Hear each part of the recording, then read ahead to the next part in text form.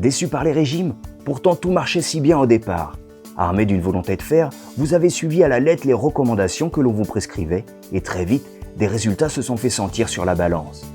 Et pourtant, au bout de quelques temps, tout est devenu plus compliqué. Malgré les mêmes efforts, votre perte de poids s'est freinée, voire même s'est arrêtée. À ce moment-là, vous vous êtes peut-être senti faible, frustré, irritable. Des petites voix à l'intérieur de votre tête ont commencé à vous susurrer de croquer dans une tablette de chocolat par exemple. Vous avez commencé à voir des sucreries partout et le goût des choses grasses et sucrées s'est rappelé à vos papilles jusqu'à en devenir obsessionnel. Et puis un jour, peut-être après une mauvaise journée ou suite à une dispute ou une mauvaise nouvelle, vous vous êtes jeté sur un pot de glace et alors vous vous êtes déçu.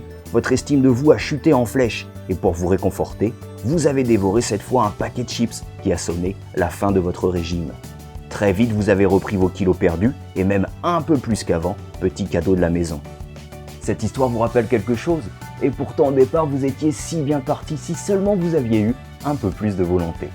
Ce qu'on a oublié de vous dire, j'entends par là l'industrie agroalimentaire et celle de l'amincissement, c'est que ce craquage que vous avez vécu n'avait rien à voir avec un manque de volonté, mais qu'il résultait plutôt de l'activation de mécanismes inconscients de gestion du poids. Si vous avez vécu ce type d'expérience, c'est au contraire que votre système a bien réagi, car il n'existe aucun programme dans votre tête qui soit capable de différencier une privation volontaire de nourriture, comme ce régime que vous venez de faire, d'une privation involontaire de nourriture, comme l'ont vécu si souvent nos ancêtres lors d'hivers rigoureux, de diète ou de famine. Votre corps, à travers ces mécanismes inconscients, lui n'a vu qu'une chose. Si la perte de poids se prolonge ainsi, vous allez y rester. Il a alors activé tout un arsenal d'outils enzymatiques et hormonaux pour vous faire reprendre vos kilos perdus, et même un peu plus qu'avant, histoire de faire des réserves au cas où la même situation se représente à nouveau. Les régimes ne marchent pas, c'est un fait. Votre corps n'est pas préparé ni équipé pour lutter contre une perte drastique de poids, ce qui veut dire que toute chute violente sera suivie par une reprise de poids tout aussi violente.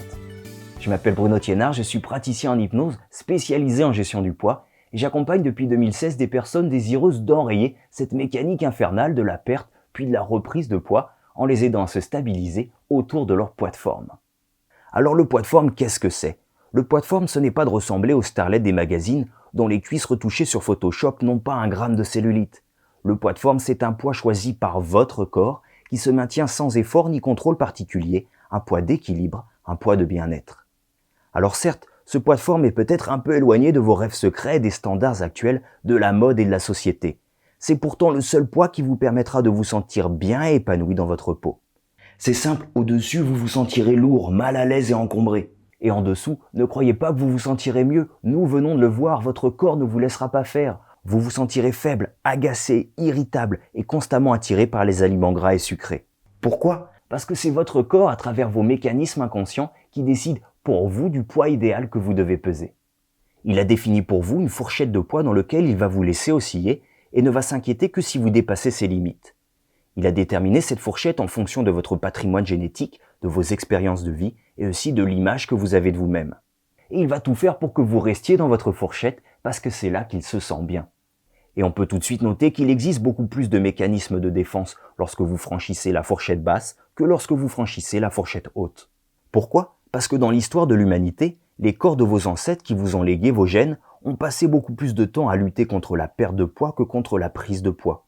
Ce schéma est évocateur. En bleu, la période de l'histoire de l'humanité où l'homme a dû lutter contre la perte de poids, et en rouge, c'est-à-dire là si on zoome un peu, la période de l'humanité où l'homme a dû lutter contre la prise de poids. Grosso modo, cela ne fait que 50 ans à peine que la mécanique s'est inversée et que les gens veulent perdre du poids plutôt qu'en prendre. Les régimes ne marchent pas, c'est un fait. Alors quelles alternatives proposer aux personnes désireuses de perdre du poids et de se sentir belles dans leur corps et dans leur tête? Pour répondre à ces interrogations, j'ai créé un programme spécial de gestion du poids que j'ai baptisé Hypnoform. Un programme articulé autour de 5 séances d'hypnose et d'exercices divers pour vous conduire vers votre poids de forme. Vous allez le voir, il ne se veut ni utopique, ni mensonger, ni irréalisable, mais profondément ancré dans la réalité, car je suis persuadé que c'est là qu'il faut travailler. Pour construire la philosophie de ce programme Hypnoform, j'ai cherché à comprendre et à proposer des solutions aux 3 principales erreurs que commettent à mon sens les personnes qui veulent perdre du poids. Les voici. La première est de vivre dans le passé. De se rappeler qu'à 18 ans, ou même que l'année dernière, elles pesaient tant autant de kilos, et donc elles peuvent obligatoirement y revenir. Oui, mais ça c'était quand? Et au prix de quels efforts? Est-ce que c'était pendant votre jeunesse, quand votre corps fonctionnait au maximum de ses capacités, ou bien dans le creux d'un régime? Vous savez, c'est un des rôles de l'inconscient que de nous protéger. Nous allons le voir dans un instant. Il se pourrait très bien qu'il ait un peu refoulé ces moments de votre vie en ne vous laissant à l'esprit que les bons souvenirs et non tous les inconvénients qu'il a rencontrés pour se maintenir à ce poids. Arrêtons de vivre dans le passé pour se concentrer sur l'instant présent et voir ce que votre corps est capable de produire aujourd'hui. Parce que la triste vérité, c'est qu'avec le passage du temps, le métabolisme change, le système hormonal change lui aussi, et le corps n'est plus capable de traiter comme avant les mêmes excès que par le passé. Essayons de vivre dans l'instant présent et de réfléchir ensemble à ce que vous pouvez améliorer dans votre vie aujourd'hui pour atteindre vos objectifs. La deuxième erreur que font souvent les personnes qui veulent perdre du poids est de ne concentrer leurs efforts que sur l'alimentation et le sport. Alors c'est vrai, ce sont les éléments principaux de la balance calorique, et pourtant, si vous voulez remporter la bataille contre le poids, il convient d'avoir une vision plus globale de votre vie, et peut-être qu'au lieu d'utiliser toute votre énergie à vouloir sans cesse contrôler ces deux seuls facteurs, vous pourriez l'utiliser à autre chose.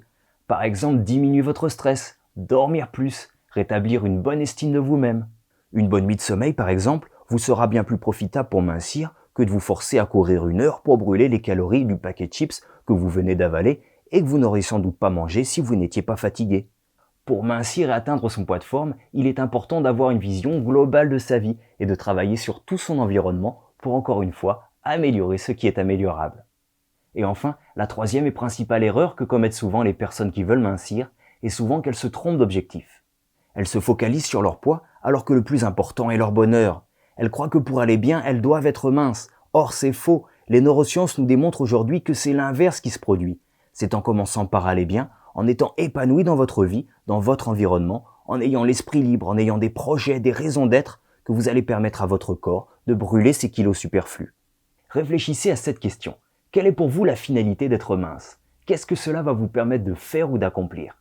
Et remontez ainsi la chaîne de vos projets, et vous vous rendrez vite compte que cette finalité, c'est d'aller bien, c'est d'être heureux. Alors, ne pourriez-vous pas inverser le processus et commencer par vous concentrer sur cet élément final pour faire en sorte que ce soit lui ensuite qui, par effet de contagion, vous permette d'accomplir tous vos autres projets?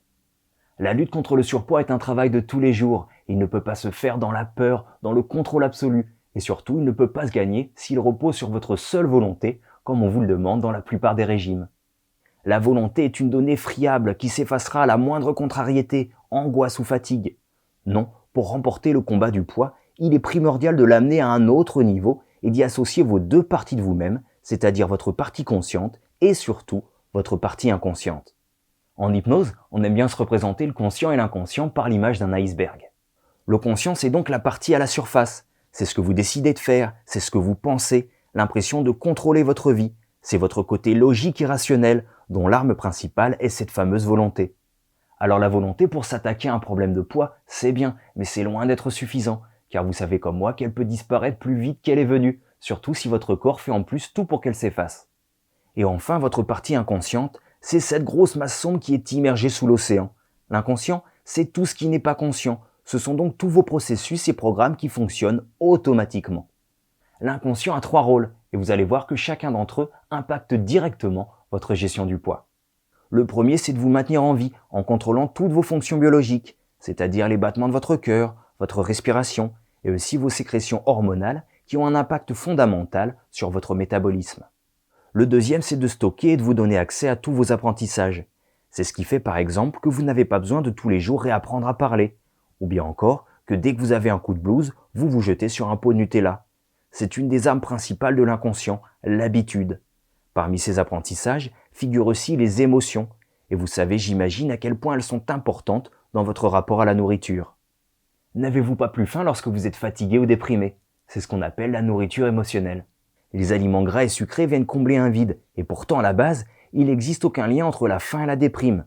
Ce lien, c'est vous qui l'avez construit à travers vos expériences de vie. Et enfin, le troisième rôle de l'inconscient est celui de vous protéger. Vous protéger de tout ce qui pourrait perturber le bon fonctionnement de votre système. Et le surpoids est souvent une forme de protection. Pour certains, leur inconscient a mis en place une carapace de graisse pour les protéger. Et oui, c'est logique après tout. En étant plus imposant, ils se sentent mieux protégés. La nourriture émotionnelle va aussi dans ce sens. Plutôt que vous laisser déprimer, vous ennuyer ou fatiguer, votre inconscient vous fait manger parce qu'il sait que cela vous fait du bien. Pour résumer, c'est votre inconscient qui contrôle tous vos processus automatiques, vos apprentissages, vos émotions et vos habitudes. Et vous savez quoi? Et ça va sûrement vous faire un petit peu mal de l'apprendre, mais pour le moment, votre surpoids, eh bien votre inconscient n'en a rien à faire. Lui, il est très bien comme il est, et si au contraire il vous maintient ainsi, c'est parce qu'il pense que c'est la meilleure solution pour vous à l'heure actuelle.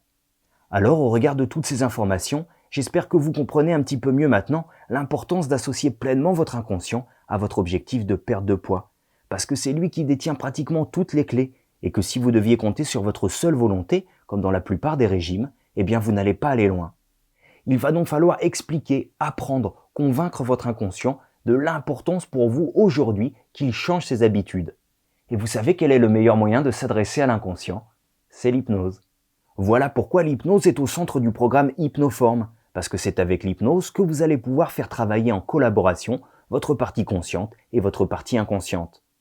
Et si vous arrivez à harmoniser ces deux parties de vous-même sur le même objectif, vous avez déjà réussi 50% du travail. Alors que va-t-on lui demander à cet inconscient? Essentiellement de remettre en route tous les mécanismes de gestion du poids qu'il possède déjà et qui peut-être, pour une raison ou pour une autre, s'étaient altérés avec le temps, ou peut-être encore que vous refusiez d'écouter. On va aussi lui permettre de se nettoyer de l'intérieur, car rappelez-vous qu'un de ses rôles est de vous protéger et que peut-être a-t-il de bonnes raisons de vous maintenir en surpoids. On appelle cela un bénéfice secondaire, une raison supérieure qui ferait que votre inconscient n'aurait aucune raison de bouger, car en vous maintenant en surpoids, il vous protège ainsi d'un autre mal.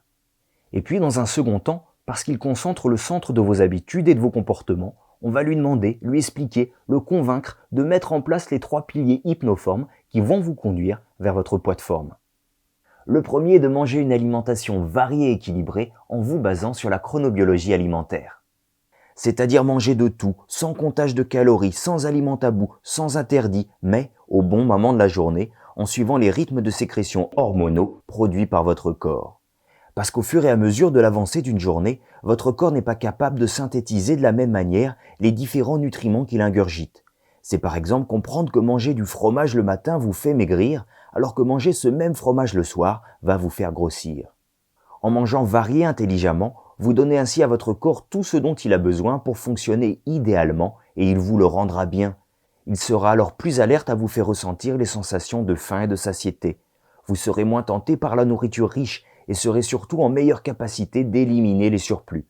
Manger varié et équilibré passe aussi par une diminution du sucre et de la nourriture industrielle, thème sur lequel nous pourrons revenir avec l'hypnose en travaillant sur la nourriture émotionnelle. Le deuxième levier est la pratique d'une activité physique régulière. Attention, je parle bien d'activité physique et non obligatoirement de sport, comme des marches en forêt, des tours en vélo, des montées d'escalier. Tout faire pour se déplacer avec ses jambes et limiter l'usage de son véhicule. D'une manière ou d'une autre, il faut permettre au corps de bouger plus. Seulement jusqu'à présent, vous n'aviez peut-être pas les bonnes motivations pour le faire. Alors voici un gros pavé jeté dans la mare. Contrairement à tout ce qu'on vous vend dans les salles de fitness, on ne fait pas vraiment du sport pour maigrir. Par exemple, pour brûler l'équivalent d'un menu maxi best-of, une femme d'1m63 et 63 kg devra s'astreindre à 1 heure de squash, et c'est violent le squash, plus 1 heure de zumba, plus 45 minutes de course à 8 km/h, tout ça pour brûler l'équivalent d'un seul menu.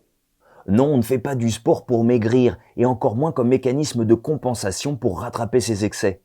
En raisonnant ainsi, vous vous tirez une balle dans le pied, car vous ne faites pas du sport pour de bonnes raisons, et à la première contrariété, vous allez abandonner.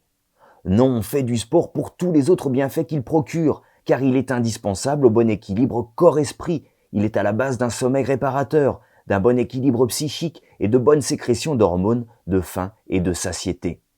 Toujours avec l'aide de l'hypnose, nous verrons comment amener de l'exercice dans votre vie et à vous y faire prendre plaisir.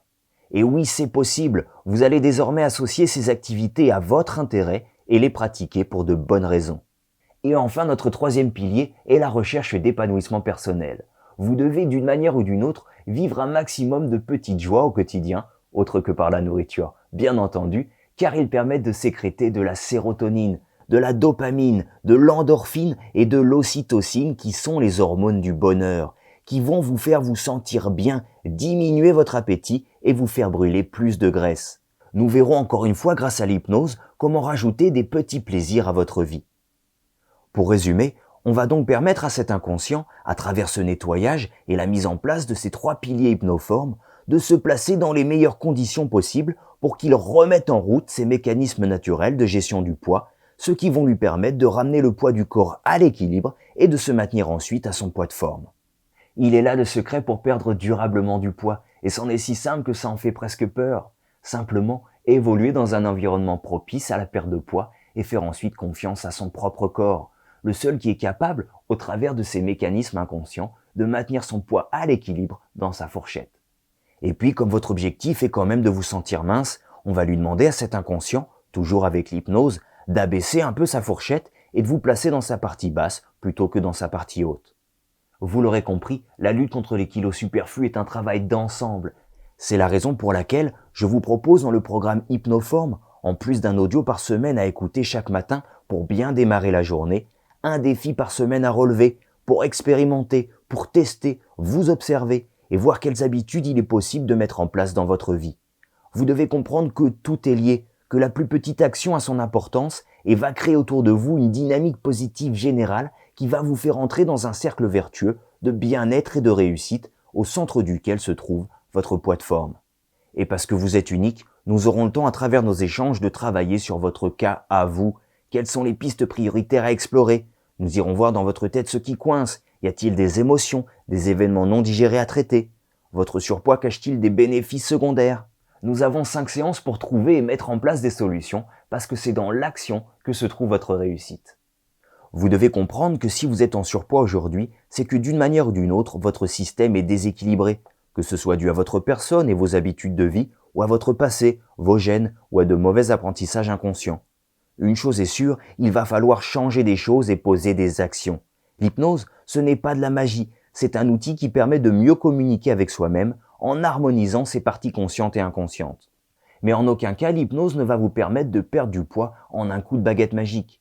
Comprenez bien que ce n'est pas l'hypnose qui va vous permettre de perdre du poids. Ce sont les changements que l'hypnose va vous aider à mettre en place qui vont vous le permettre. Et cette nuance a toute son importance. J'aime beaucoup cette citation d'Einstein qui dit que la folie est de toujours se comporter de la même manière et d'en attendre des résultats différents. Alors oui, des changements, il va falloir en faire. Et voici un scoop, votre inconscient, les changements, il n'aime pas ça. Il n'a pas été conçu pour ça. Il va donc falloir l'éduquer, le comprendre, le rassurer et de temps en temps aussi faire des concessions. Mais avec de la motivation et de l'envie, tout finit par s'obtenir. Tenez, faites avec moi cette petite expérience. Croisez vos bras une première fois et maintenant croisez-les dans l'autre sens et constatez comme cette nouvelle position est inconfortable. Et pourtant, si vous répétez cette opération plusieurs fois, vous allez constater qu'à un moment donné, la gêne disparaît. Il en sera de même avec vos nouvelles habitudes. Dès qu'elles seront acceptées par votre inconscient, elles seront automatisées et ne vous demanderont plus aucun effort. Alors si vous avez vraiment envie de progresser, de vous remettre en cause et d'évoluer vers un mieux-être qui se caractérisera par votre poids de forme, je vous invite à me contacter pour de plus amples détails.